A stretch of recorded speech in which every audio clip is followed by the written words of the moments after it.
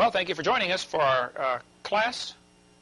And you should have finished your quiz by now from the last time. Each session you should take the quiz from the week before and then start in again. In this session we're going to talk about dinosaurs that are still alive. This is my normally seminar part 3B. And I'm going to try to cover a lot of ground tonight instead of chasing too many rabbits, because I have spent 20 years studying this topic of dinosaurs that are still alive. I suspect I've read 300 books on this topic. I've read every one I can find at all of the major libraries I've gone to research this. If you go to the library, if it's on the Dewey system, you go to 001.9, and you'll find books on what's called cryptozoology. Cryptozoology, be a good quiz question there, Becky, is the study of hidden animals. Crypto means hidden. Zoology is study of animals. So the study of hidden animals, or animals that are very rarely seen, would be cryptozoology. The man who made up this term, cryptozoology, is Bernard Heuvelmans, who is a French scientist, and he has been a long-time president of the Cryptozoology Society. They study lots of things besides just Loch Ness monster type things. They would also study Bigfoot, not too much in UFOs, but mostly animals that are still alive.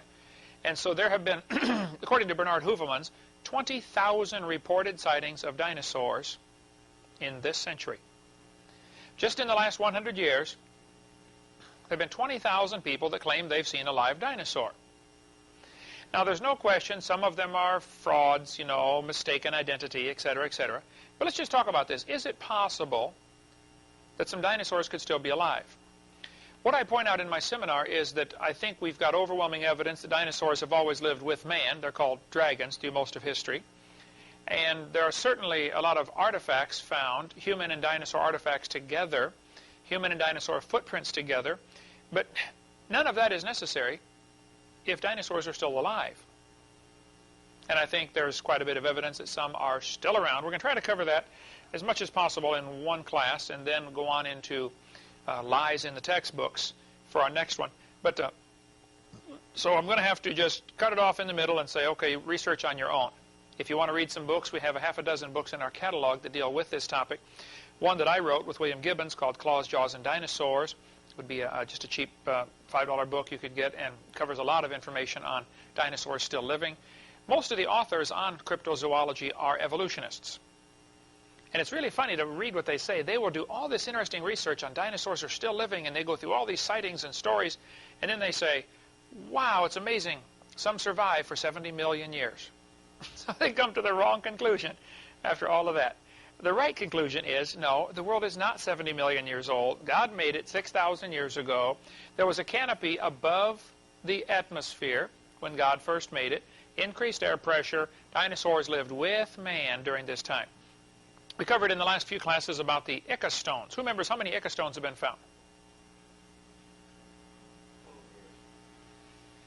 Over 50,000, right. 50,000 of these stones found in Ica, Peru, 56,000 more found in Mexico, and they have humans and dinosaurs carved on them together.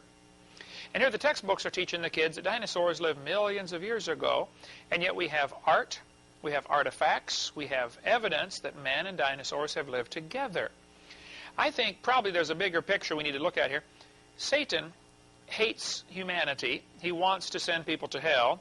And he wants his one world government, new world order. In order to accomplish that, he has to have people believing in evolution. That's his theme. It's what he started off tricking Eve with. He said, you can be like God if you do what I say. And the whole idea that man can somehow be God started, of course, with Satan in the Garden of Eden. And he's used that same lie all through history.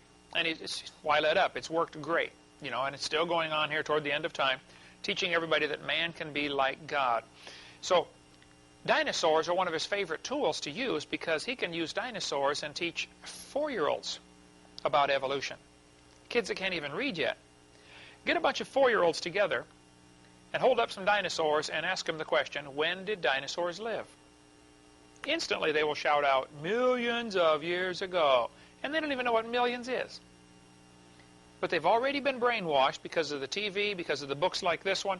I can read about dinosaurs. A book for little kids. First sentence says, millions of years ago. Same thing in Ukraine. They teach this over there using dinosaurs millions of years ago.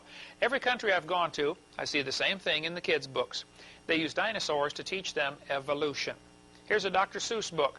Millions of years before you were born. Down in the bottom right-hand corner.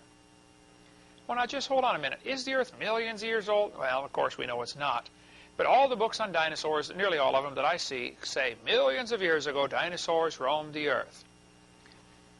And it's really tragic, I think, that we have allowed this to happen in the last 150 years. What happened? In 1841, when they made up the word dinosaur, many people at that time were teaching the Earth is millions of years old, and it's the same. Several things happened simultaneously. The invention of the geologic column, which we'll get into on seminar part 4, the idea that the layers of Earth are different age. Darwin's theory, 1859, dinosaurs being discovered in the early 1800s, and people not knowing where to put them. Here's these massive reptiles are being found, the bones of them, and the average Christian or average layman didn't know how to put them in history. And so it was Satan's golden opportunity to come in and say, they lived millions of years ago, and Christians, instead of fighting it, swallowed it and accepted it. And there are some Christians today that accept it and teach the same thing. And they try to make dinosaurs millions of years ago fit into the Bible, and it just doesn't fit. They try to, with the gap theory and all that stuff we went through before. Here we come to Job chapter 40. The Bible says this animal, Behemoth, lieth under the shady trees in the covert of the reed and fens. Fens is an Old English word that means the swamp. Behemoth lives in the swamp. Well, the largest swamp in the world today is in the central part of Africa. It's called the Likwala Swamp. So that'd be a good quiz question. What's the largest swamp in the world? The Likwala Swamp is over 55,000 square miles. That makes it larger than the entire state of Arkansas. Arkansas is 53,000 square miles. The state of Florida is 55,000 square miles. So is Illinois and Iowa. Each of those three states are about the same size. That swamp is as big as any one of those states. It's huge. Most Americans don't understand the size of Africa. So here's a map showing Africa and America together. It is just simply gigantic. That swamp is bigger than any one of those yellow states on our map here. The same size as the three red ones. In 1885, Belgium, right next to France, Belgium came down and colonized the Congo. In the late 1800s, many advanced countries, for lack of a better word, were colonizing other countries. That's a nice way of saying they were hiring their people for a nickel a day to get all their gold and minerals and diamonds. They were robbing these countries of all their valuables and enslaving them, basically. But they called it colonization. Anyway, the Belgians ruled this country for about 75 years. And if some of the older folks will remember, when you were in school, they taught you about the Belgian Congo.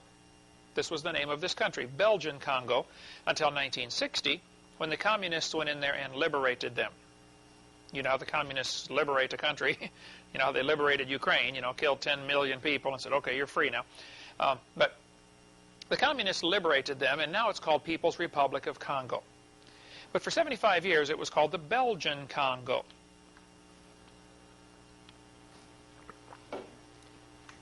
Explorers from Belgium and other countries went into that swamp.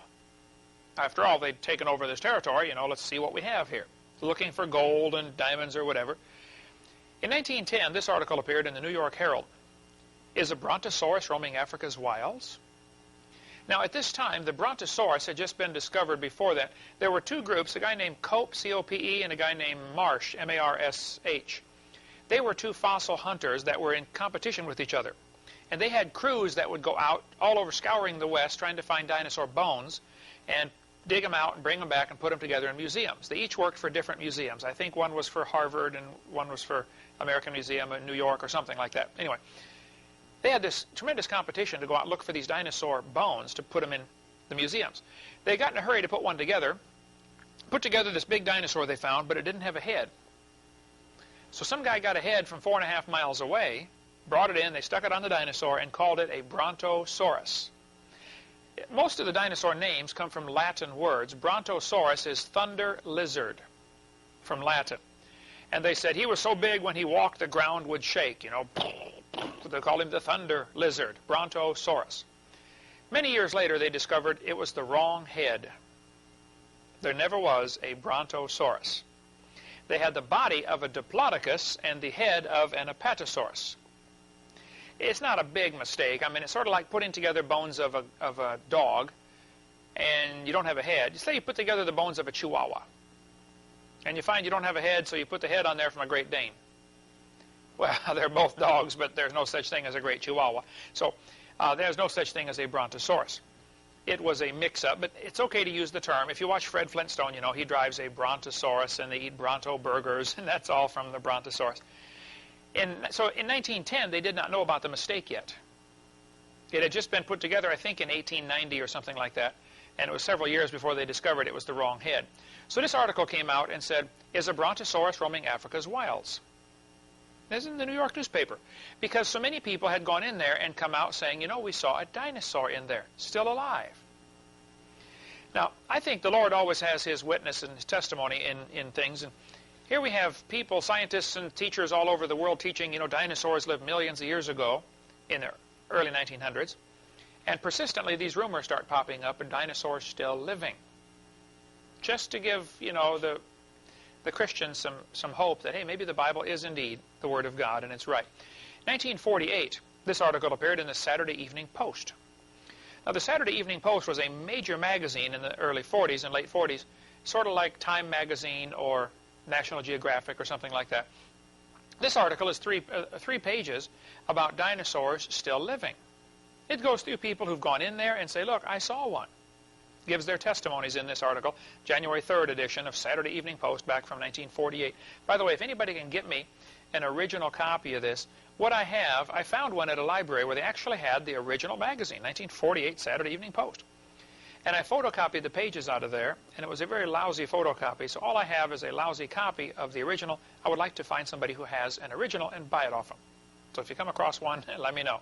A South African big game hunter named Mr. Gobbler, good name for a game hunter, I suppose, returned from a trip to Angola and announced to the Cape Town newspaper that the Cape Argus was the name of the paper, that there was an animal of large dimensions, the description of which could only fit a dinosaur, dwelling in the Dololo swamps and known to the natives as the Chippewa. It has the head and tail of a lizard. Ivan Sanderson, who wrote the article that we mentioned earlier, There Could Be Dinosaurs, from the Saturday Evening Post, this quote is from that article. Ivan Sanderson was quite an explorer and collector of sightings like this and stories. And he really has some amazing reports he's done on this. And again, we could spend the rest of my lifetime talking about reports of dinosaurs still living. So I want you to research it for yourself if you want. Go to 001.9, or if it's the Library of Congress system, it's QL89, like Queen and then Larry 89, and you will find books on this topic. Okay. People in Central African Republic call it Nguri. That's their name for it. Different missionaries that I meet all over the world tell me, oh yeah, we've got one of those in our country. The natives talk about it. But they all, of course, have a different name for it. In some parts of Africa, in the swamp, as you travel around, they will speak a different language. Some people call these creatures Chippewa. Some call it Yalama. They have different regional names for it, depending on their vocabulary. Well, Dr. Roy Mackal from the University of Chicago decided to go to the swamp. He had been involved in studying cryptozoology for many years, and he'd read all these stories of dinosaurs still living. And he was a microbiology professor at the University of Chicago. He said, well, a good scientist, and you hear something, you check it out. So, you know, thankfully, he was honest enough to say, okay, I don't think it's true, but let's go check it out. Now, you have to understand, if you got a bunch of scientists together and said, let's go to the North Pole and look for Santa Claus, what's going on in their mind? Why spend all that money? We know it can't be true. It's a waste of money. That's exactly the way many scientists feel when you say, let's go to Africa and look for living dinosaurs. Because in their mind, it's already been settled. We know dinosaurs lived millions of years ago. Why waste all that money and go look for them? It can't be true. So their teaching, their philosophy of evolution, hinders them even thinking down this track that there could be some still alive because of what they've been taught. Okay, so anyway, Roy Mackal did go with James Powell, I believe his name was, a crocodile expert, and they went to the Lakwala Swamp. This is from the book Time, Life, Mysterious Creatures, part of the Time, Life series, one of the big books they have. showing a picture of them tromping through the swamp. They said it's the most miserable swamp in the world. Mosquitoes landed on them at the rate of 1,000 per hour the entire time they're there. Bloodthirsty mosquitoes, snakes, bugs. You need to understand also this is a communist country now. So the communists have gone back in there to these swampy areas and told the villagers, boy, if you ever see a white man, he's probably a communist, he's probably a spy against the communists, you know, go ahead and kill him. Very unsafe place to go. Mark Miller went there and wrote a neat article about how he just about was killed by the pygmies because they thought he was some kind of spy. But in the book, The Living Dinosaur, written by Roy Mackal, after going into the swamp, he tells about the Mahamba, the giant crocodile that the natives report that lives in the swamp that gets to 50 feet long. One group of scientists in I don't remember the date now, 1984, I believe, claims that they saw a Mahamba, a 50-foot crocodile. This room is 34 feet long, so that's a big crocodile. The natives talk about the animal called Mokele Mbembe, which is their pronunciation of the creature. Mokele Mbembe means, I believe it means stopper of rivers. On page 225 of Mackal's book, he shows this sketch that he would show to the natives, and they would say, oh yeah, that's Mokele Mbembe, he lives out in the swamp. Mackal tells in his book how he tried, as a scientist, to make sure he wasn't leading the natives to answer a question. He would go to some villages, and he would just mention the name. He would say, what is Mokele Mbembe? And they would draw a sketch on the ground with a stick, and they'd draw a picture of a dinosaur with a long neck and a long tail. Other villages, he would show them a picture and say, what is this? And they would say, oh, that's Mokele Mbembe. Now, it's a very superstitious region over there, and a friend of mine who was there for, Gene Thomas, was there for 42 years. I just talked to him 3 days ago. He said, well, Hovind, you have to understand, the people here are very superstitious, and some of them believe that if you even mention the name Mokele Mbembe, you will die. So if a person goes into this area and says, what about Mokele Mbembe, they may say, oh, never heard of it, because they're afraid of dying for saying its name or for talking about it, because they're very superstitious people. But Mackal went there and spent a lot of money on 2 expeditions. He says the animals live underwater most of the time. They're mostly active at night, which makes them even harder to see, obviously. Plus, when you figure the natives over there are real superstitious and scared to go out at night, they're not likely to be seen very often. Example, did you know panthers are still alive in Florida? Panthers, like the big cat. How many have ever seen one alive in the wild? I've lived here 11 years. I've seen one, and it was dead on the highway. And yet we've got a population of how many millions here in Florida? And I would say the vast majority have never seen a live panther. But they're living right here. I was surprised to find out after living here in this house quite a while that there's an owl that lives in that tree right behind here. I've only seen it twice in the 11 years we've lived here. A huge owl. Well, it's nocturnal, okay? It's out at night. So the creatures in the swamp in Africa are apparently about 20 feet long, mostly neck and tail. The body's about the size of a hippopotamus. The natives showed Dr. Mackal the favorite plant. They said it's the malombo plant, and there's Dr. Mackal holding one. He says it has a fruit on it that's sort of like an apple, but harder than an apple, and Mokele Mbembe just loves these things. So they will even climb up out of the water into the jungle to get these plants and eat them, typically, again, at night, or very, very early in the morning. Some natives claim they see one when they go out real early to go fishing. They will see one of these animals, and it'll duck under the water and make big waves and even sometimes knock their canoe over just because of the waves of this giant creature submerging. Dr. Mackal here is shown outlined with a footprint. This is, again, from Time, Life, Mysterious Creatures, page 94. There's Mackal's phone number there. He lives in California, and he's got a Chicago phone number. He's retired now from University of Chicago. But he's examining a footprint that the natives showed him where the animal came up out of the water and walked across the land to go after some more of these plants. They said to Mackal, if you want to find Mokele Mbembe, find a place where there's lots of these plants and no hippopotamus. Because they don't like hippopotamus. They drive them out of their part of the river. That's his story. You can read it for yourself in the book. Gene Thomas, a missionary friend of mine, was there for 42 years. He's now retired back in Ohio. There's his name, address, phone number. You can call him up if you don't believe me. He said the natives over there wouldn't talk about it much, but occasionally they would. And there were two pygmies that he met that had claimed to they killed and ate a Mokele Mbembe. And he calculated it would have been roughly about 1959. They don't use the same calendar we use, but he said probably about the late 50s they claimed they killed one. He said, now in the high humidity over here in Africa and the high temperature, meat spoils very quickly. He said the natives told him that everybody that ate the meat either got sick or died. It could be there's some poison in the meat. It could be, you know, a new animal, they didn't know how to properly clean it to get rid of the poison glands or whatever.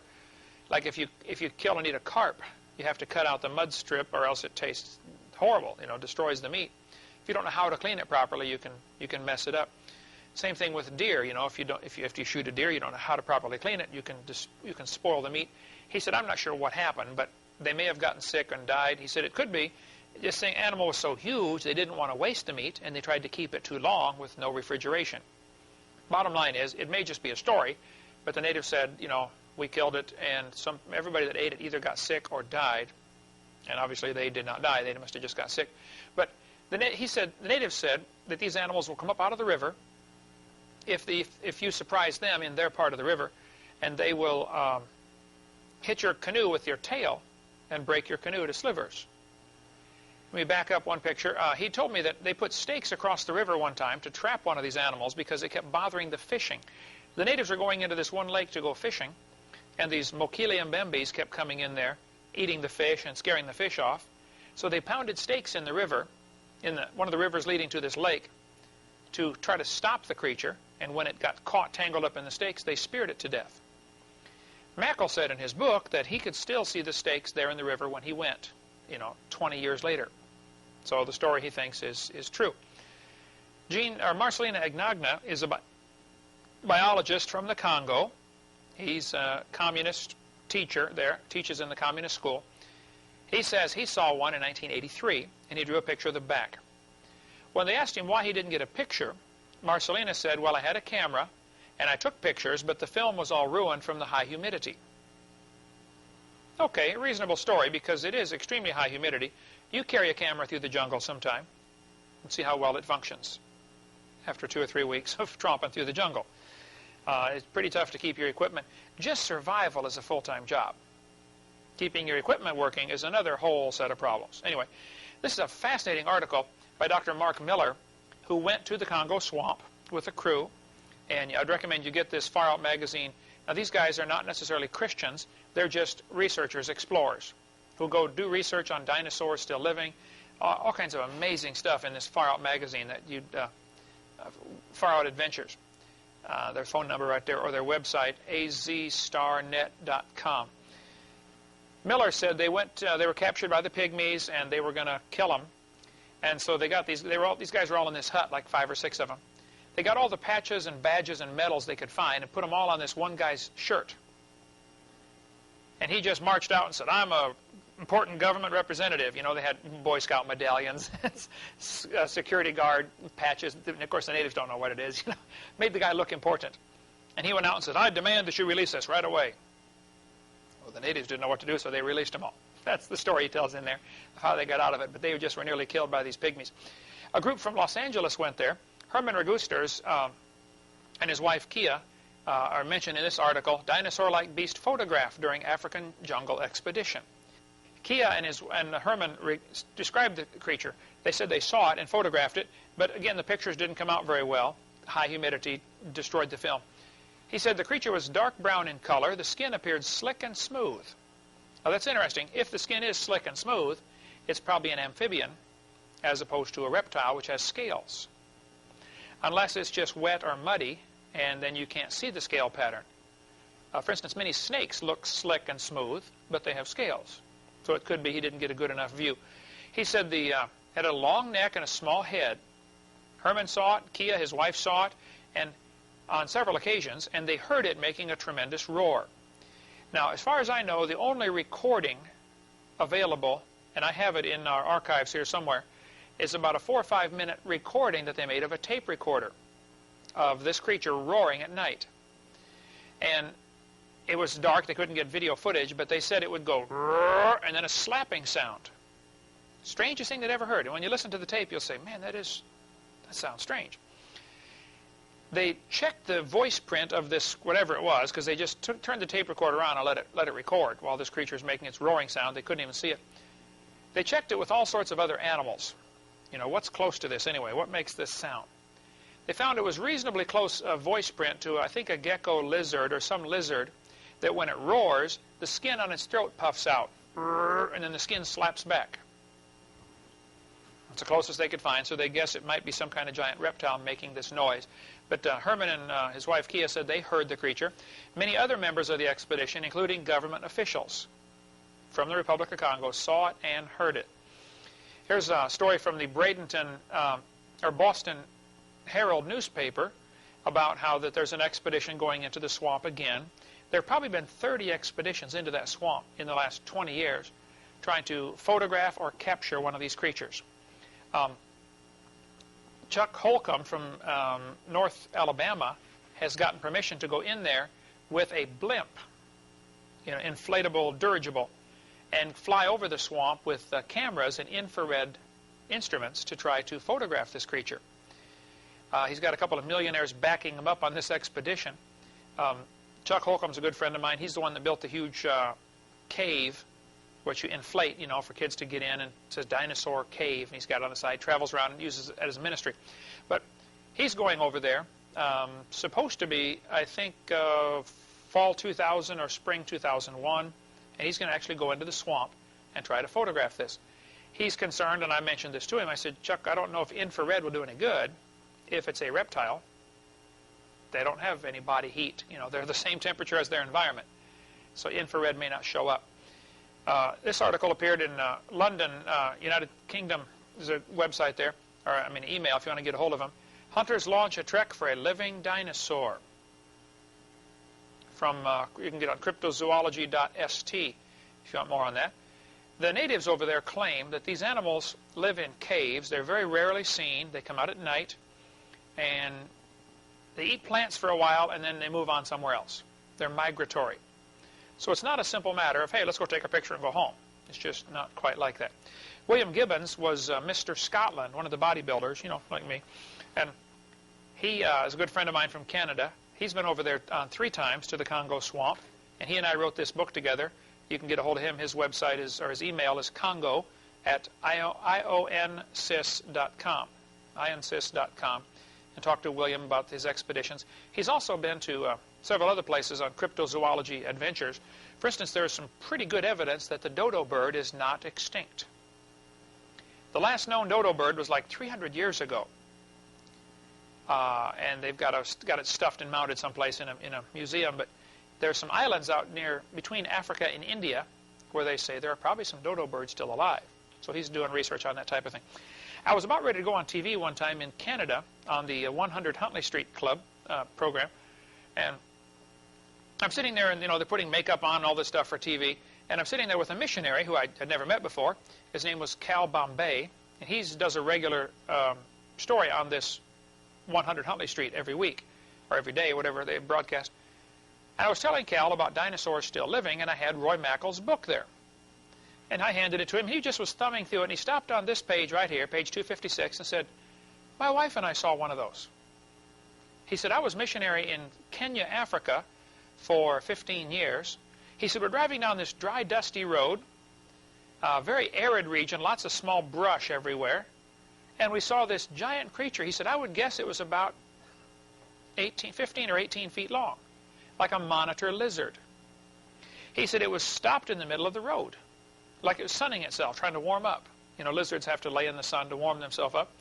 He said, it looked like that picture you have there, but the plates on the back were bigger. He said, we shut the car off, and my wife and I watched it for 10 or 15 minutes. He said, finally it got up and just walked off into the brush, disappeared. I videotaped an interview with Cal Bombay, and it's on the end of my video number 3. You can see the interview with me talking to Cal about the creature that he saw. He, you know, describes it for himself. Down in South America, one of the largest jungle swamp areas in the world is down here, called the Amazon jungle. I flew over the Amazon when I came back from preaching in Brazil and was just amazed at the size of that thing. That jungle is huge. It goes forever, it seems like. But in 1907, Colonel Fawcett from the British Army was down there. He was a member of the Royal Engineers. And he had a reputation of being a no-nonsense kind of guy, meticulous recorder of facts. They sent him down with a crew to mark the boundary between Brazil and Peru. Fawcett reported in the Beni swamps that he saw an animal he believed to be Diplodocus, which would be the Brontosaurus, okay? Only a little smaller version. The Diplodocus story is confirmed by many of the tribes east of the Ucayali River. This is from the book, The Rivers Ran East. You can check it out for yourself back in 1953. Colonel Fawcett's son drew a picture of the footprints that they saw. He saw one of these animals in the swamp, and they described it as having a long neck sticking its head up way into the trees, and a large body and a long tail. Typical dinosaur-like sighting, and there are thousands of these available that you can read for yourself. Bolivian saurian, this is from 1883, Scientific American. Now understand, in the late 1800s, evolution was not as firmly entrenched as it is today in our system. Any articles like this would never make it into Scientific American today, because anything that might harm the evolution theory is going to be carefully kept out by the review committee or whatever. But here's what the article says. The Brazilian minister at La Paz, Bolivia, had remitted to the Minister of Foreign Affairs in Rio photographs of drawings of an extraordinary saurian, that's dinosaur, killed on the Beni after receiving 36 balls. They shot it 36 times. By order of the President of Bolivia, the dried body, which had been preserved in Asuncion, was sent to La Paz. It is 12 meters long, 39 feet, from snout to point of the tail, which latter is flattened. Besides the anterior head, it has 4 meters behind, 2 small but completely formed heads. Nobody knows what this means here. Rising from the back. All 3 have much resemblance to the head of a dog. The legs are short and end in formidable claws. Who knows what they mean by the extra heads, unless it means fins on the back or spines or bumps, who knows. Or deformity, we don't know. The legs, the belly, and lower part of the throat appear definitely defended by a kind of scale armor. And all the back is protected by still thicker and double, whatever that word is, cuirass, starting from behind the ears of the anterior head and continuing to the tail. The neck is long and the belly large and almost dragging on the ground. Professor Gilvetti, who examined the beast, thinks it is not a monster but a member of a rare or almost lost species, as the Indians in some parts of Bolivia use small earthen vases of identical shape and probably copied from nature. William Corliss has written in many, many books where he gathers information from old encyclopedias and old magazines about sightings of strange things like this. And he's done great work. You might want to get a hold of William Corliss's book or any of his series of books. It's listed in my seminar notebook in the blue pages under Source Book Project. Here's a picture of a 35-foot snake that just swallowed a native. They killed the snake and put it in the truck. You know, snakes have a jaw that they can open up. The jaw comes apart, so they can swallow something bigger than their body. Snakes are found with pigs inside and deer inside, where they swallow the whole thing. And a large snake like that might only have to eat once a year.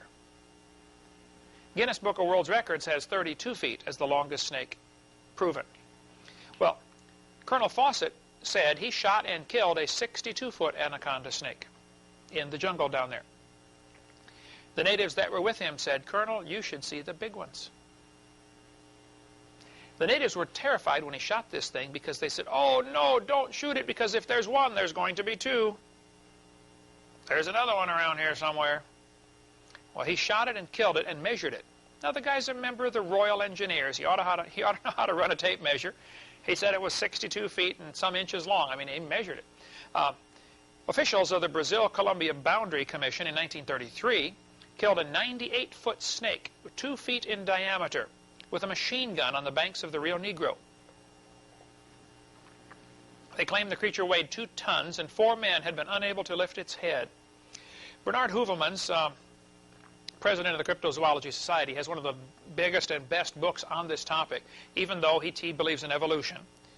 He does all this research and says, wow, dinosaurs are still alive, and it's amazing they survived for 70 million years. So he still comes to the wrong conclusion. But his book is tremendous, and I'd recommend it, in spite of his evolutionary prejudice.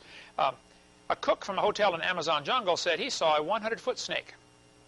Now, I met a missionary to Ecuador back in January of year 2000, and he told me the story right here, that this cook had told him that he saw a 100-foot snake, which the military had hunted down after it had eaten 2 soldiers.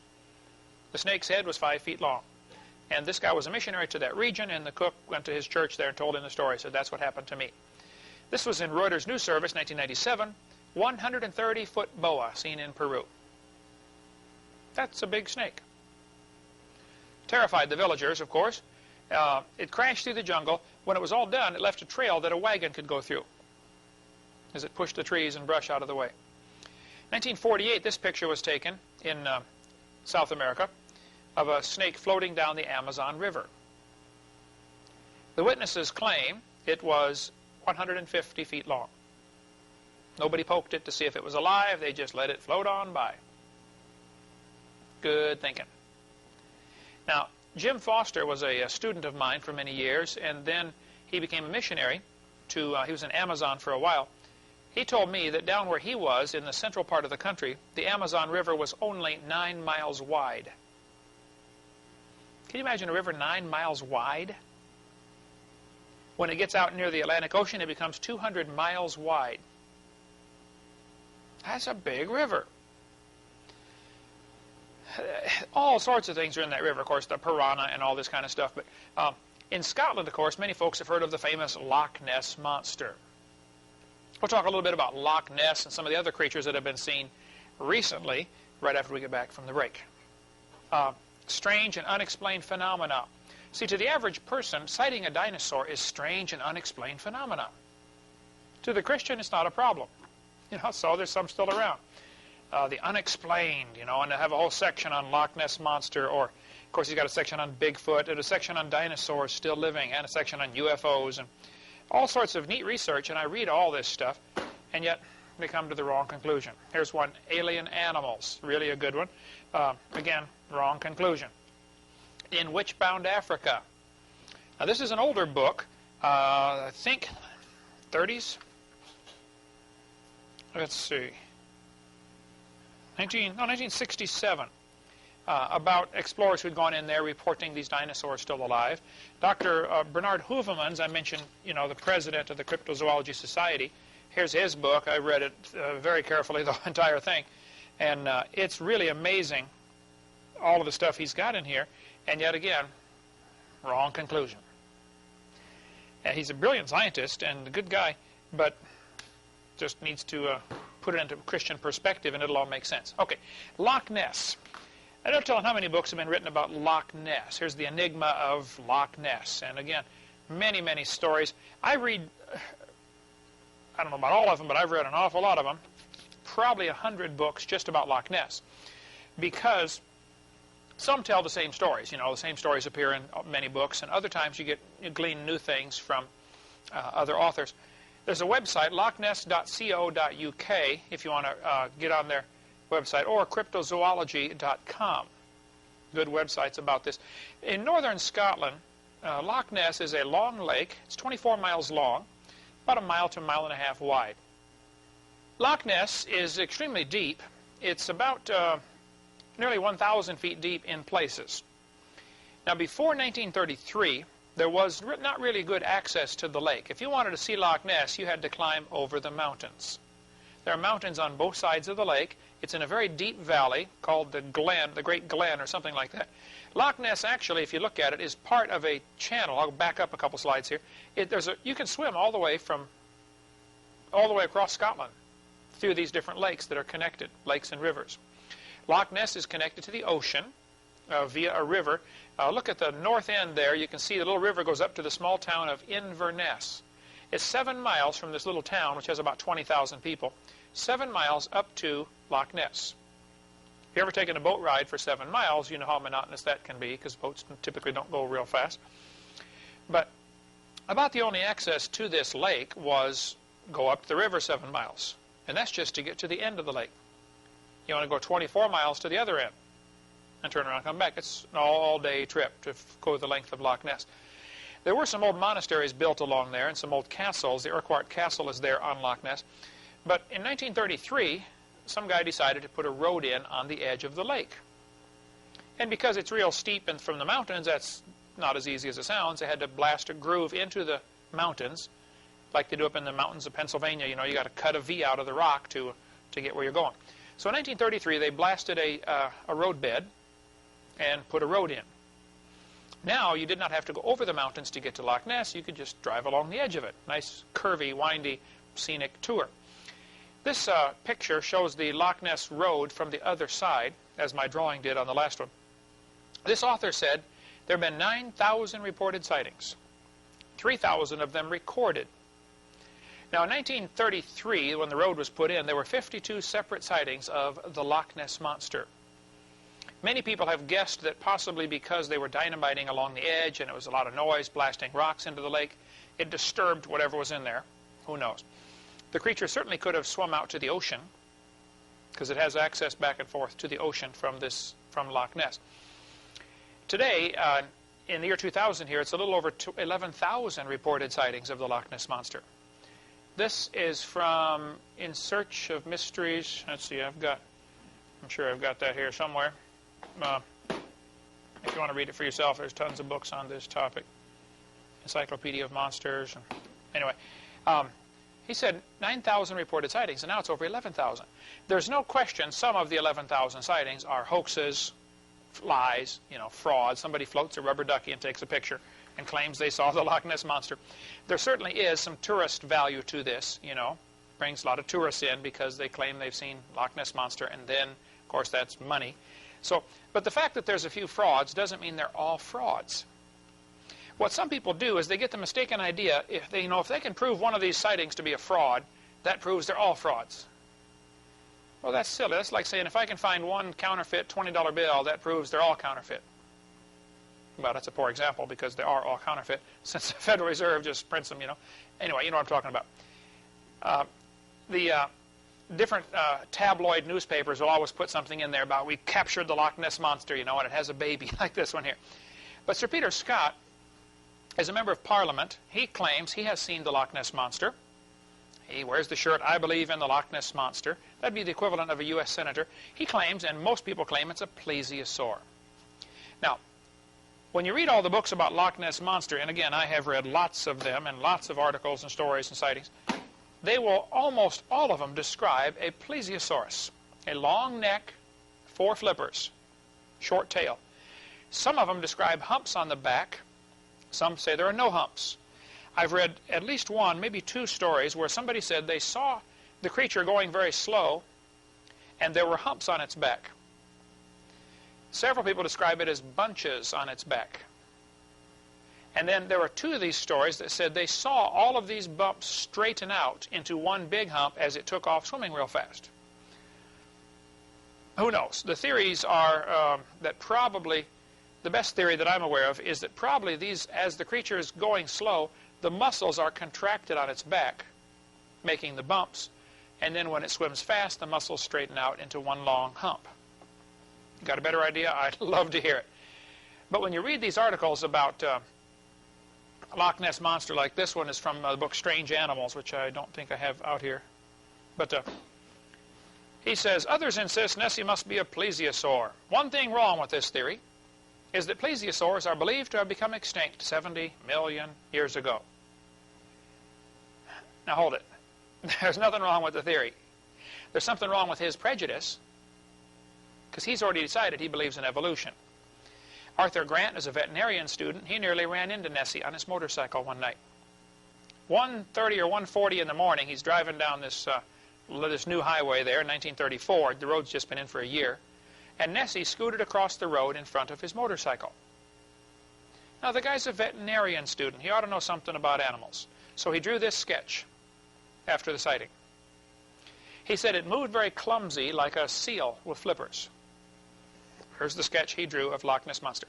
Alexander Campbell is the game warden, was the game warden for Loch Ness for 47 years.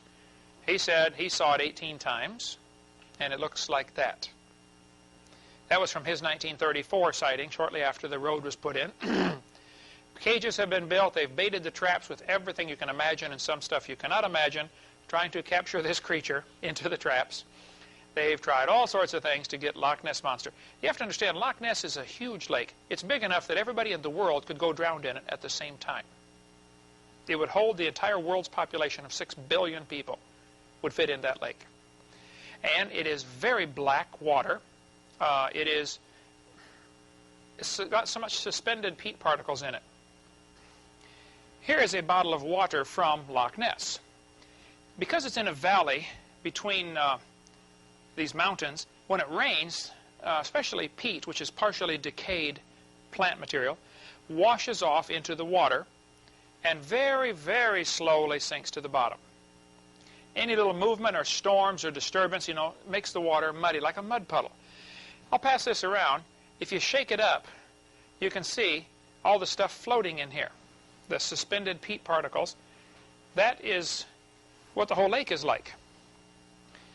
Now, if you get enough of that stuff together, you get 6 or 8 or 10 feet, it eventually blocks all the light. And so the top 6 feet might be fairly clear, and the deeper you go, the darker it gets, and you get down 6, 8, 10 feet, and it's black. Sunlight can't penetrate through all that stuff floating around. And so you've got a lake nearly 1,000 feet deep of pitch black. You can't see anything. There's just too much stuff floating in the water, just like a mud puddle. Shine a flashlight into a mud puddle sometime and you'll see what I'm talking about. The light just simply won't penetrate. Many sketches have been drawn of this creature. The Spicer family said they saw it with a sheep in its mouth, headed back for the lake. One guy heard a disturbance in the water. He had some friends hold torches, and he went out there and took a picture. And he got a picture of a hump and a neck. Off to the right, you can see the neck sticking out. Now, when they republished this picture in Reader's Digest, they cut the head off. You know how they crop pictures to make them fit? All you see here is the back.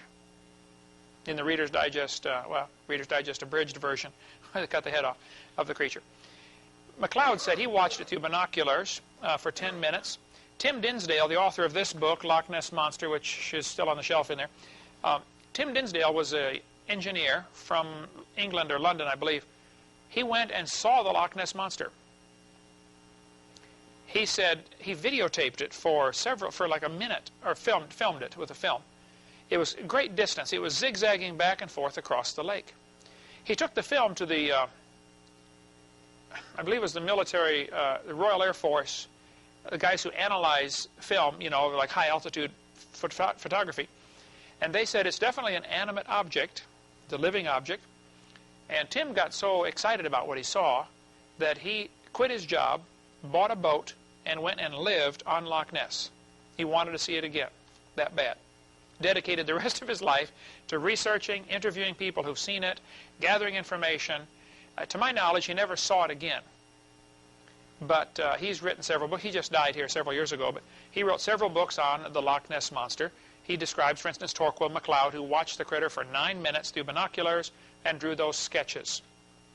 McLeod, after watching it 9 minutes, said, "I think Loch Ness Monster looks like this." Many people have drawn sketches. Some people say it has horns or tubes on its head. All sorts of speculation is about this. Most people do not describe anything on its head. A few say it's got bumps sticking up, and they think there might be retractable breathing tubes, like a snail's eyes. His eyes will stick up, and when you touch them, they go back down in his head.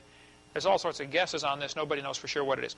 But World Book Encyclopedia put a submarine in Loch Ness. They brought the submarine from Atlanta, Georgia. Dan Taylor built it, and they brought the sub over there, put it in the lake. There have been 3 submarine attempts. They've tried white ones, yellow ones, and I think red ones were the other. It's in one of these books here about to see the Loch Ness Monster. Dan Taylor went down in his sub, and here's what he said. He now lives in Hardyville, South Carolina. He said, "Nessie is pretty elusive. I thought I got her. Something was lying on the bottom, and the wash from it threw my submarine way off course." He's going along, and something huge took off, and the backwash from it through his submarine turned his submarine around. Website, nessaproject.com. If you want to see, he's building another sub right now to go over there again. Now, he's getting to be an old man, but he has just devoted his life to this. He is so convinced there's something in there. The Japanese came over and put 24 boats in Loch Ness and drove the entire length of the lake with sonar. All of them had sonar devices, and as far as anybody knows, that's the first time the bottom of Loch Ness was scanned. Continuous scan of sonar. They said the bottom of Loch Ness is wrinkled up like a raisin.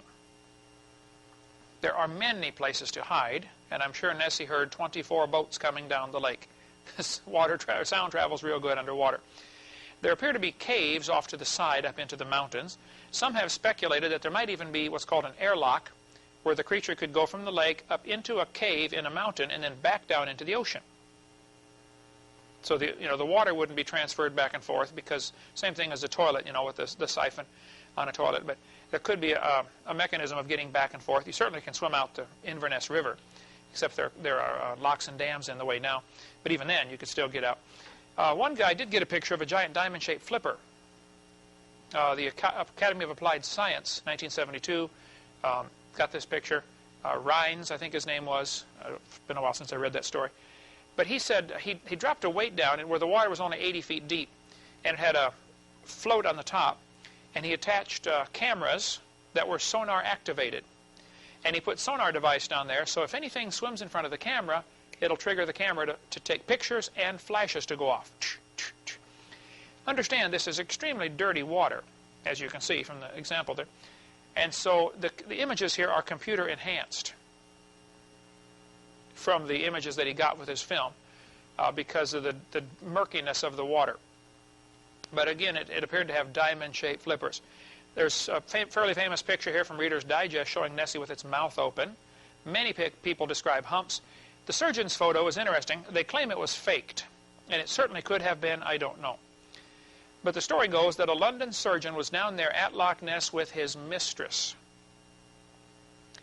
And so he took this picture of Loch Ness Monster and didn't want his name associated with it, because his wife is going to start asking questions. Where were you this weekend? Well, he was down at Loch Ness with his girlfriend. Anyway, that's how the story goes. But his nephew was dying, and somebody said they heard the nephew say on his deathbed that the whole thing was a fake, that they made a rubber toy and floated it and took the pictures to make it look like Loch Ness Monster so he could become famous. The story may be true, I don't know. But the last guy who could have known died. So there's no way to verify the story either way. I don't know who's telling the truth. But there are other lakes besides Loch Ness.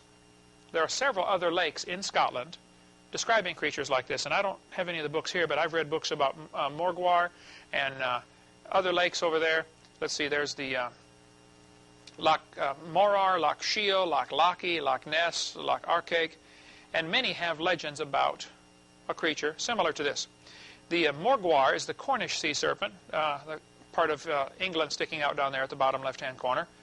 Something's been seen there. These two pictures here show the neck in different positions. Now, a series of photos is always good to show any movement. And you can see the neck is indeed straightening out. This was a long-distance shot, and so, the picture's kind of blurry. People say, well, if there's a Loch Ness Monster, why doesn't somebody get a good picture? That's a fair question. First of all, I think some fairly good pictures have been taken. Secondly, I would ask you the question, how many of you have ever seen a car accident? You watched it happen. I have probably seen 100 of them. We saw 50 in one day in an ice storm up in Wisconsin. Watched them happen all around us. We watched them going on like crazy. I'd like somebody to get me a picture of a car wreck as it happens. Even if your camera is sitting there beside you, which it probably isn't, when the accident happens, you won't think in time to get the camera, focus it in, and take a picture. And even when you have a camera with you, when you see Loch Ness Monster, it's like, wow, what have I... And then it's gone, and it's too late, you don't get a picture. So, English Channel has reported something like this. The English Channel sea serpent. Sea dragon was listed in an old dictionary somebody sent me. We think the dictionary was 1766. The cover and first 4 pages were torn off. So we don't know, but I've got it in the office there. The dictionary reported, though, a marine monster caught in England in 1749, called a sea dragon, resembling in some degree an alligator, but having 2 large fins which serve for swimming or flying. It had 2 legs terminating in hoofs like those of an ass. Its body was covered with impenetrable scales. It had 5 rows of teeth. Now a shark, pan over here Steve if you would, a shark has quite a few rows of teeth. Here is a shark's jaw, and you can notice in the back all these different rows of teeth, immature teeth that are getting ready to flip up, or when the shark gets ready to bite something, he will puff up his jaws, so a bunch of these teeth dig in at the same time. Some have speculated that the creature may be in the shark family because of the extra rows of teeth. I don't know. All I can do is speculate like everybody else and say there's something interesting over there. They describe the creature as having these 5 rows of teeth. Here's a picture of the one taken on the beach in Normandy, France in 1925. This appeared in Time magazine in 1934. The 25-foot creature washed up on the beach in Normandy, France, 1934. 2 professors from Paris Natural History Museum analyzed the creature and said it was definitely not a whale, not a sea cow. It's possible we are in the presence of an unknown species, is what they said. There's a man standing there for scale. You can see the size of this creature next to whatever this creature was. Down in Brazil in 1905, this creature was seen by some scientists on board a ship called the Valhalla. Cruising off the coast of Brazil, they spotted a dorsal fin 6 feet long, 2 feet high, and a small head on a neck about 7 or 8 feet long in front of the fin. The creature's color was mainly dark brown, turning white on the underside, and a good-sized body could be seen under the water. The observers were two experienced British naturalists, and they published their story in a book called The Proceedings back in 1905. Down by New Zealand, a Japanese fishing boat pulled this creature up in 1977. They said it was 32 feet long, weighed 4,000 pounds. They were dragging their net 900 feet down because right off the coast of New Zealand is a place called the Chatham Rise where the Japanese do a lot of fishing because the water is only 900 feet deep, which sounds deep, I know, but compared to the rest of the ocean, which is 12,000 feet deep, this is not much. They said the creature was rotting and it stunk and it smelled terrible, so they threw it back. But they did take quite a few photos of it, and they saved some of the tissue. When they picked it up with the net and tried to set it down, it broke in half, and white pus oozed out everywhere. So it had been dead for some time, maybe even more than a week. It had been dead. The zoologist on board the ship, and this was a giant fishing boat, the zoologist on board drew this sketch and said that's what it looked like. 4 flippers, long neck, long tail, with all the Japanese writing on there.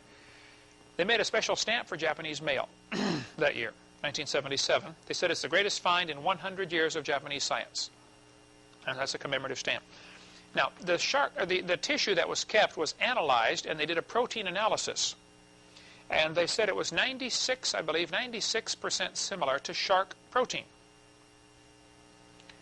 And so some of the American skeptics said, see, it's not a dinosaur, or not a plesiosaur. And some people get after me for calling it a dinosaur because it's actually a marine reptile.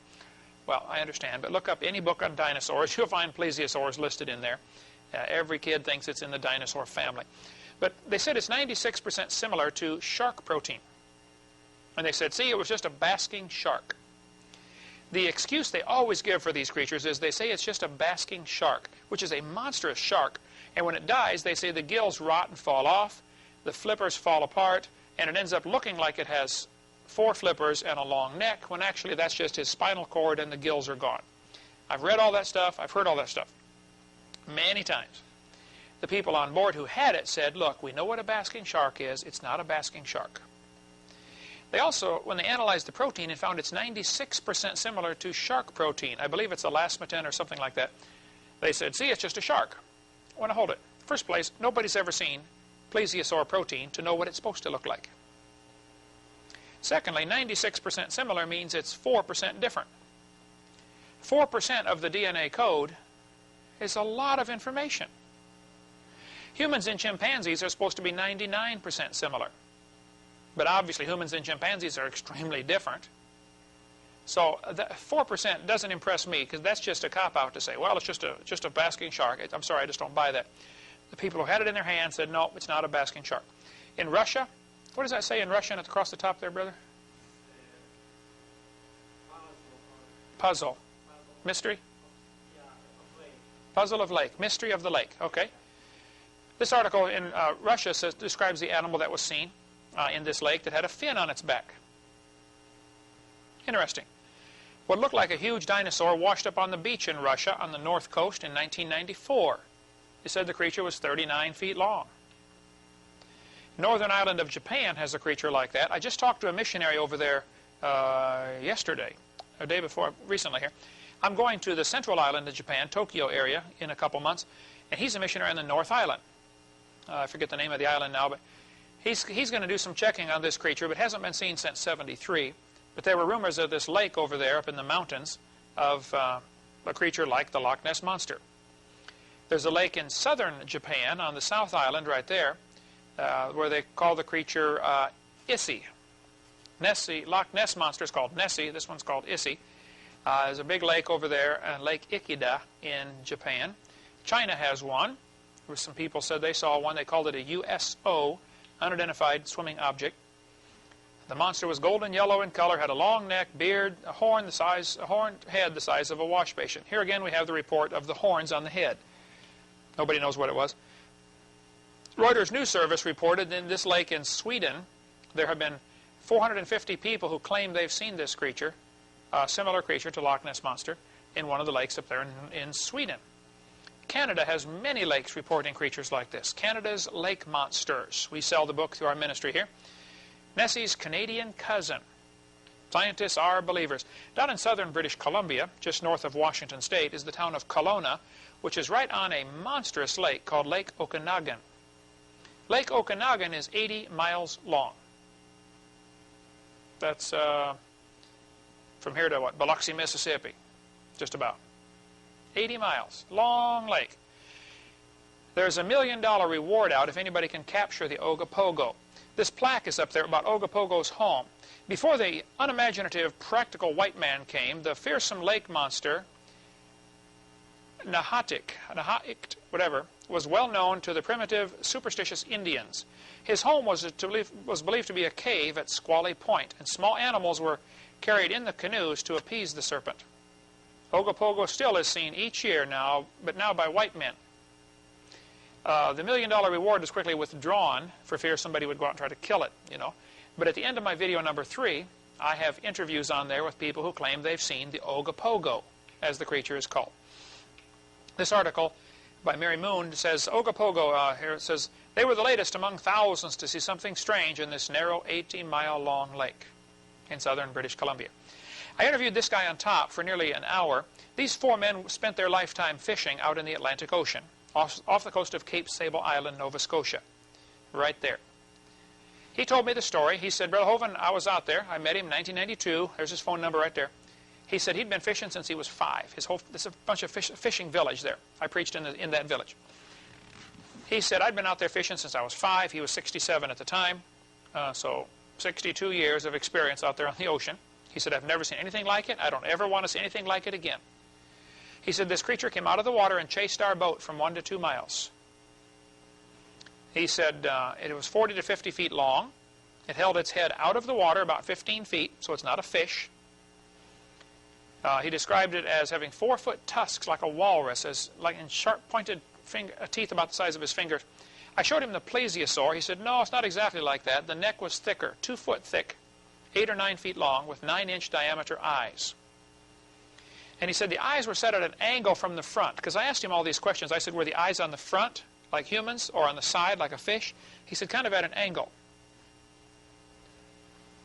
So it's not on the side, like a fish. He said he could see no visible means of propulsion. Many people describe Loch Ness Monster as having a hump on its back, moving very fast, but you can't see what's making it move. On a whale, you see the tail go up and down. On a shark, the tail goes side to side. They don't see what's making this move. If it's 4 flippers underneath, you know, it can be doing the flipper movement and swimming, and you don't see what's happening under the water. He said it was grayish-brown, covered in barnacles, rough textured, and did not appear to have scales. They were 6 miles south of Cape Sable Island. He said the water was 180 feet deep and flat calm. They pronounce flat calm. He said, it's flat calm. I had asked him to explain that. He said, oh, no waves. Oh, calm. Okay. He said, I don't want to see it again. I've got the whole interview on audio tape if you want to listen to it. The Cadborosaurus is the one seen in Cadboro Bay, British Columbia, which is north of Washington State. It's been seen as far south as Oregon. Professor LeBlanc at the University of British Columbia published a paper on it. He wrote this book. Professor LeBlanc and Bousfield wrote this book about the Cadborosaurus, and we sell the book if you want to read it. They describe it as having a long neck and short pointed front flippers, a horse-like head, and distinct eyes. A couple of pilots saw it in 1993 and reported it in Carl Schuker's book, The Unexplained. Let's see.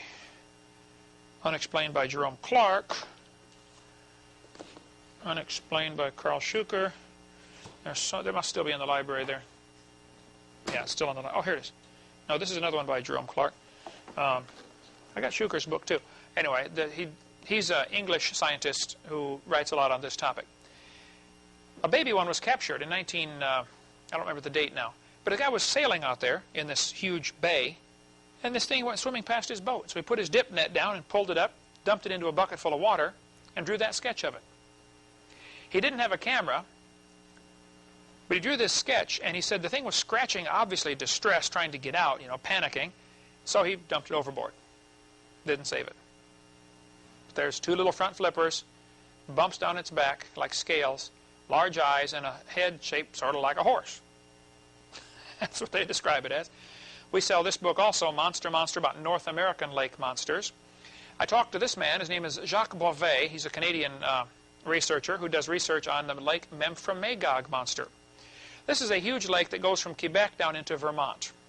Or if you're an American, it goes from Vermont up into Quebec. But Jacques lives in Magog on the northern end of this lake. There's his phone number and address. I talked to him for 3 hours, videotaped the interview with him. He tapes interviews with folks who've seen this creature. In 1992, there were 26 people who saw it, as an example, kind of a typical year.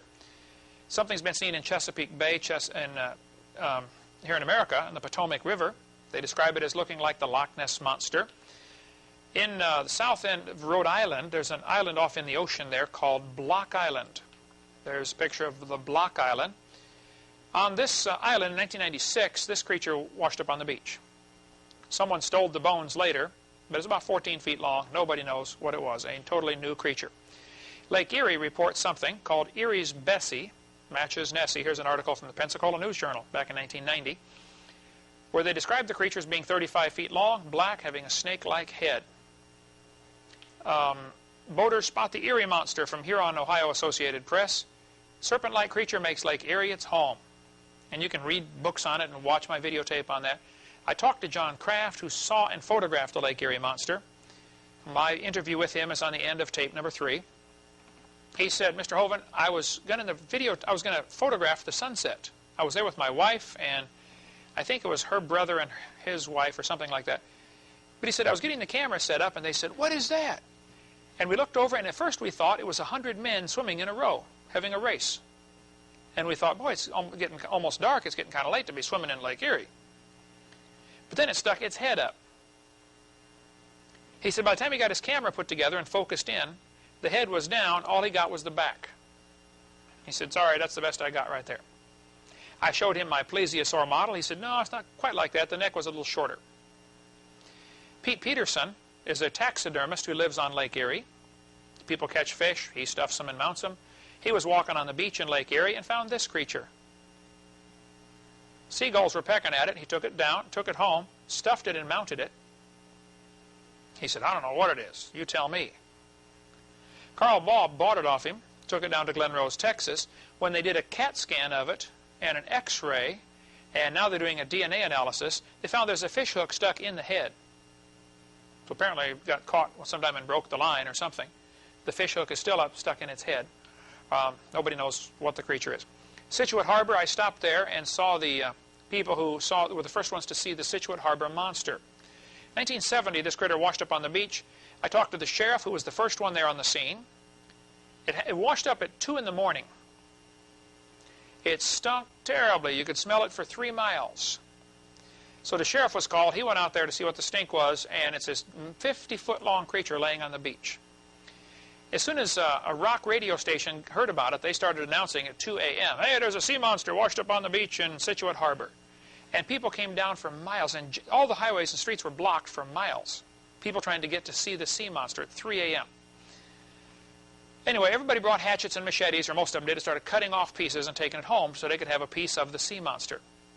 By the time they got some pictures of it, it was all chopped up. The health department came out and said, we don't care what it is. It stinks. It's dangerous to contaminate the community, so they blew it back into the water with dynamite. But the Woods Hole oceanographic people, scientists, came down and cut the head off and took it back in a dump truck. The head filled a dump truck. They analyzed it, the protein, and said it's a basking shark. Again, they always call them a basking shark. That's their standard answer. I doubt that duels will be fought on the proper name for the monster, with the experts at Woods Hole stating it's a basking shark and Dr. John Hannon positively refusing to accept anything but a real sea serpent. Edward Rowe Snow wrote a lot about the creature since he lived there in that area. On the coast of California, in 1925, this animal washed up on the beach. This is from the article California's Nessie in Skin Diver magazine. You can see the guy behind has a rifle just in case it moves again. What you're seeing there is the head. There's the eyeball on top. Kind of a rounded dome-shaped head, like a basketball sort of shape, with a beak on it. The neck was 20 feet long. I got a call from an atheist, or a red letter from an atheist one time. He said, Hovind, you're so stupid. Don't you know that was a whale? I wrote back and said, please show me any neck on a whale. Where's the neck on a whale, please? But the people who examined it, like the president of the British Columbia Natural History Society, he said, my examination of the monster was quite thorough. It had no teeth, the head is large, the neck 20 feet long. The body is weak, and the tail is only 3 feet in length from the end of the backbone. With a bill like it possesses, it must have lived on herbage, plants, and undoubtedly inhabited a swamp. I would call it a type of plesiosaurus. It had 2 short front flippers, 2 short feet or flippers, and probably swam with its head high above the water. Some fishermen had watched it get killed the day before by a bunch of seals. Now, for many years, this creature had been reported in the coast of California. The fishermen called it the Old Man of the Sea. You'd see it swimming around with its head up. Right off the coast of Monterey, let me back up a couple of slides here and show you. Right off the coast of California there, you go out a couple miles and it drops off into a trench. The water is incredibly deep. I think more than 10,000 feet. And that's where this creature was seen. And it washed up after these seals went out and killed it one day. A big war between a bunch of seals and this big creature. It washed up on the beach a day or 2 later. But in the 1930s and 40s, other creatures were seen by the Monterey sardine fleet. At that time, that was the sardine capital of the world. One crew with 12 men watched it. Here's their report. They said it stared at them with large, baleful eyes from a rounded head that topped a long, slender neck that stuck out of the water a distance of 8 or more feet. And there's another book about California's sea monsters, if you want to get it from CSE. There's just so much material, like, for instance, the White River Monster in Newport, Arkansas. I interviewed folks who saw it. The man who took that picture is Cloyce Warren. I talked to Cloyce on the phone. He said, look, I had a whole roll of pictures taken of that creature. I took them down to the newspaper office and said, here, you've been laughing at us for saying there's something in this lake. Here's still in the roll. You develop it. Well, some idiot at the newspaper office didn't realize this was color film, and he developed it with black and white developer and ruined the entire roll. So they called Cloyce and said, oops, sorry. Anyway, he said, this other picture I got's not nearly as good. But you can see the body at the far right, kind of a big body, and then a bunch of bumps down its back. Cloyce and everybody else who saw it claims it's probably a basilosaurus or a zeuglodon or something similar to that, with bumps down its back, 2 front flippers. Most people would say an extinct dinosaur, but apparently not. It hasn't been seen since '72, when they had a big flood and the river filled in quite a bit. The river used to be 100 feet deep. Now it's only 50 feet deep at that point. But Arkansas Senate passed a resolution to protect the White River Monster. Jupiter, Florida, something was seen. Here's the article about the guy who saw it. He told me he saw this creature surface as he was flying out 7 or 8 miles off the coast of Jupiter, Florida. John Messick wrote me that email about this creature. In Vermont, there's a lake between Vermont and New York called Lake Champlain. Many people claim they've seen the Lake Champlain monster. I talked to Sandy, who took this picture on the front of the book. I said, Sandy, do you think you saw a dinosaur? She said, oh, no. I know I saw a dinosaur. She and her husband and 2 kids watched it for 10 minutes, and she describes that on the videotape number 3 again. Okay, 1998, 58 people saw it again, just a couple years ago. It is regularly reported. When I went there to Lake Champlain, I talked to folks that lived along the lake. I said, have you ever seen the Lake Champlain monster? Some said, no, it's just a joke. Some said, yeah, I've seen it, but I wouldn't tell anybody because you're going to get laughed at. I mean, if you go home and say, hey, I was out fishing and I saw a dinosaur, what are your friends going to think? Something went wrong, right? A little too much sunlight out there, right? One more story and we got to quit. In Pensacola, Florida, right here. This sketch was drawn by Edward Bryan McCleary, who was the only survivor when 5 kids went scuba diving out. You know where the sunken ship is out off the base there, Steve? You ever seen that old sunken ship sticking up? What's the name of that ship? The Massachusetts, I think? Anyway, they sank it, I think, as target practice after the war, purposely or something. But it was an old ship they're getting rid of. So these guys are going to go out scuba diving. That's a pretty good distance out to this ship. Okay? And Edward McCleary is the only survivor. Here's his report, word for word. He said, we were in an Air Force rescue raft. Now understand, one of the kids who did not come back, his dad was real high up in Air Force sea rescue. So he had gotten on one of these big Air Force rescue rafts, and these 5 kids, late teenagers, 16, 17, 18, 19, are going to go scuba diving. He said, we were bound for a sunken ship a few miles off the coast. Midway out, we were caught in a storm and dragged out to sea. When the storm cleared, we were in a dense fog, and we began to hear strange noises, rather like the splashing of a porpoise, also a sickening odor like that of dead fish. The noise got closer to the raft, and it was then we heard a loud hissing sound. Out in the fog, we saw what looked like a long pole, about 10 feet high, sticking straight up out of the water. On top was a bulb-like structure. I assume he means light bulb shape, round, with a beak on it, like the other creature we saw a minute ago. It bent in the middle and went under. It appeared several more times, getting closer to the raft. The silence was broken once again by something out of the fog. I can only describe it as a high-pitched whine. We panicked. All 5 of us put on our fins and went into the water. Now at this point, people asked him, why didn't you stay in the raft? He said, man, I don't know. It's all we could think of. You know, this thing's getting closer. You know, we're scuba divers, so we felt safer in the water. That, probably a dumb mistake, but, you know, they did it. Keep together and try for the ship, I yelled. After we were in the water, we became split up in the fog. From behind, I could hear the screams of my comrades one by one. I got a closer look at the thing just before my last friend went under. The neck was about 12 feet long. Brownish green and smooth looking. The head was like that of a sea turtle. There appeared to be what looked like a dorsal fin when it dove under for the last time. Also, as best I'm able to recall, the eyes were green with oval pupils. So the guy's getting a pretty good look at it. He swam to the ship. He said, I finally made it to the ship, the top of which protruded from the water, and it still does today, by the way, and stayed there for most of the night. Early that morning, I swam to shore and was found by the rescue unit. That's the sketch he drew as the only survivor. I told this story in a meeting when I was speaking at Fort Walton Beach down the road here. A lady came to me afterwards. Her name is Val Bill. There's her address. She said, Mr. Hovind, my stepson, Larry Bill, was one of the kids who did not return. She said, my husband, his dad, was involved in Air Force rescue for the government. If the president would have gone down, he would have been one of the ones to go after him. The guy was real high up in rescue. He said they searched in vain. One drowned teenager was found. One body was found. The other 3 were never found. I called Edward Bryan McCleary. I chased him down. He's in Jacksonville, Florida. He refuses to talk about it. His wife told me, after this incident, when he was like 18 years old, he became an alcoholic and a drug addict. And he doesn't want to talk about it. He's afraid it'll, you know, stir up these memories or something. But that was right here in Pensacola, Florida. All right, we got a ton of more material you can read. Watch our video number 3 and get more on that. The point is, I think there are some dinosaurs still alive, including some pterodactyls. I've gathered a ton of material on pterodactyls still living. I get reports probably once a month. Somebody will call me from Papua New Guinea, Indonesia, or northern tip of Australia and say, hey, we've seen pterodactyls still alive. I spoke at Pensacola Junior College here a couple months ago. Next door, Jan Hadley, my neighbor, teaches English as a second language over there. I was speaking at the college over there. I mentioned pterodactyls have been seen in Papua New Guinea. This lady stood up. Let's see, her name was Irma Wati.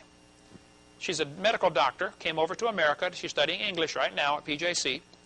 She said, Mr. Hovind, I'm from Indonesia, and you're right, we have those creatures in my country. Pterodactyls still alive.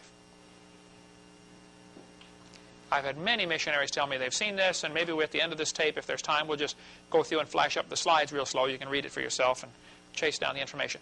I think it's a fascinating study, studying cryptozoology. My purpose, though, is to help destroy the evolution theory. which says dinosaurs lived millions of years ago, and I'm sorry, they just didn't.